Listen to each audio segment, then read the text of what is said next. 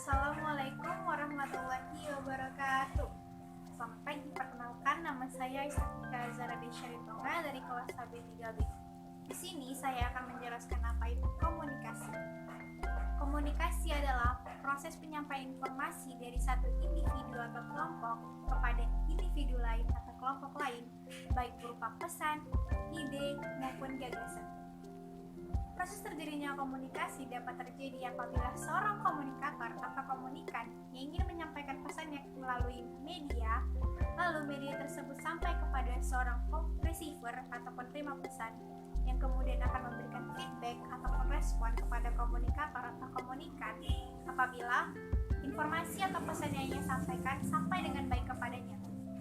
Namun, dalam beberapa kejadian proses komunikasi, dapat terjadi hambatan atau noise yang dapat menyebabkan proses komunikasi tidak berjalan dengan lancar ataupun terhambat. Kriteria-kriteria dari komunikan atau komunikator adalah yang pertama, keterampilan komunikasi. Yang kedua adalah sikap.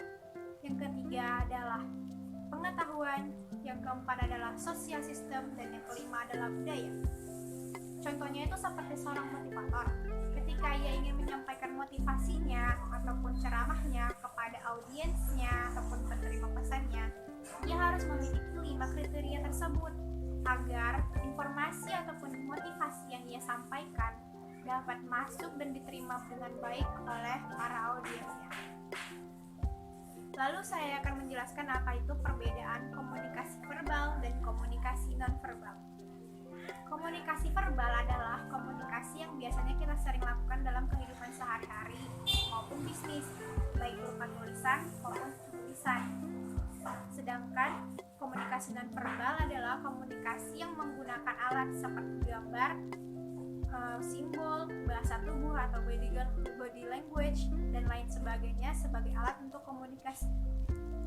Dua perbedaan budaya di komunikasi nonverbal adalah yang pertama misalnya orang Indonesia dengan orang Jepang, di mana ketika orang Indonesia melakukan deal ataupun menghargai partner kerjasamanya, ia menggunakan jabat tangan ataupun salam. Sedangkan orang Jepang dalam menghargai partner bisnisnya, ia melakukan ojigi ataupun salam membungkuk. Yang kedua, antara perusahaan formal dengan perusahaan informal, di mana perusahaan formal yang bekerja di bidang formal dan berbasis formal, mereka akan menggunakan pakaian berbasis formal seperti jas, blazer, kemeja, cover, dan lain sebagainya.